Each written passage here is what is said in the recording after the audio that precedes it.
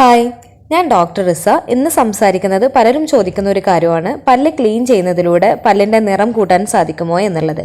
പല്ല് ക്ലീനിങ്ങിനെ നമ്മൾ സ്കെയിലിംഗ് എന്നും പറയാറുണ്ട്. പല്ല് ക്ലീൻ ചെയ്യാൻ വേണ്ടിയിട്ട് അൾട്രാസോണിക് സ്കെയിലറാണ് ഉപയോഗിക്കുന്നത്. ഈ ഒരു ഉപകരണത്തിന് പല്ലിൽ അടിഞ്ഞുകൂടിയിരിക്കുന്ന അഴുക്കായിട്ടുള്ള, അതായത് സോഫ്റ്റ് ആയിട്ടുള്ളതും അതുപോലെ ഹാർഡ് ആയിട്ടുള്ള അഴുക്കും നീക്കം ചെയ്യാൻ സാധിക്കുന്നതാണ്. പ്ലാക്ക്, കാൽക്കുലസ് പോലുള്ളവ, അതുപോലെ തന്നെ പല്ലിൽ പറ്റിപ്പിടിച്ചിരിക്കുന്ന സ്റ്റെയിൻസ്, അതായത് കറകളൊക്കെ നീക്കം ചെയ്യാൻ സാധിക്കുന്നതാണ്.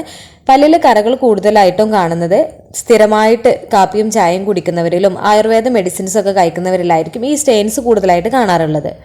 അപ്പോൾ പല്ലിൽ അടിഞ്ഞുകൂടിയിരിക്കുന്ന അഴുക്കും സ്റ്റെയിൻസും ആണ് പല്ല് ക്ലീനിങ്ങിലൂടെ റിമൂവ് ചെയ്യാൻ കഴിയുന്നത്. ഒരിക്കലും നമുക്ക് പല്ലിന്റെ നിറം കൂട്ടാൻ സാധിക്കുന്നതല്ല.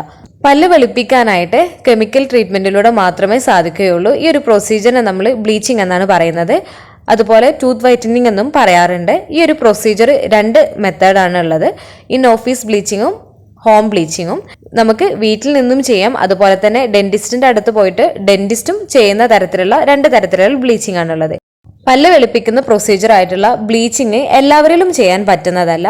സ്ഥിരമായിട്ട് പല്ലിന് പുളിപ്പുണ്ട് എന്നുണ്ടെങ്കിൽ, ഇനാമൽ ഡിഫക്ട്സ് ഉണ്ട് എന്നുണ്ടെങ്കിൽ, പല്ലിന് ക്രാക്ക് വന്നിട്ടുണ്ട് എന്നുണ്ടെങ്കിൽ, അതുപോലെ തന്നെ കീമോതെറാപ്പി ചെയ്യുന്നവരാണ് എന്നുണ്ടെങ്കിൽ, പല്ലിൽ കേടുള്ളവര്, മോണരോഗമുള്ളവര്, ഫോട്ടോ സെൻസിറ്റിവിറ്റി ഡ്രഗ്സ് യൂസ് ചെയ്യുന്നവര്, 18 വയസ്സിന് താഴെയുള്ളവരാണ് എന്നുണ്ടെങ്കിൽ, ഗർഭിണികൾ, കുഞ്ഞിന് പാല് കൊടുക്കുന്നവരൊക്കെ ആണെന്നുണ്ടെങ്കിലൊന്നും നമുക്ക് ബ്ലീച്ചിങ് ചെയ്യാൻ പാടുള്ളതല്ല.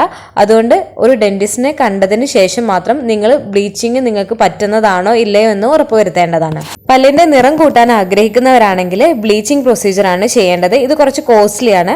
അതുപോലെ പല്ലിന്റെ നിറം കൂടാൻ വേണ്ടിയിട്ട് നിങ്ങൾ വീട്ടിൽ നിന്നും യൂസ് ചെയ്യുന്ന നാരങ്ങ നീര്, ബേക്കിംഗ് സോഡയൊക്കെ പല്ലിലെ ഇനാമിൽ കൂടുതൽ നഷ്ടപ്പെടാൻ ഇതൊരു കാരണമാണ്.